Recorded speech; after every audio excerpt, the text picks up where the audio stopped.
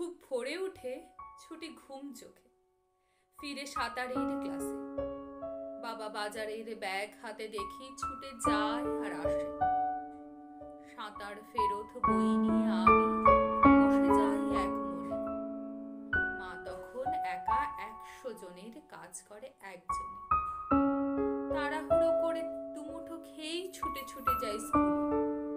বাবা মা অফিসে, আমরা তখন ওকে গিয়েছি ভুলে।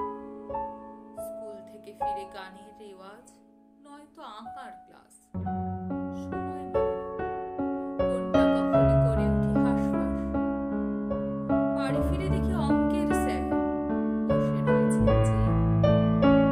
মা বাবার কাছে কথা বলবার একটুও সময় নেই।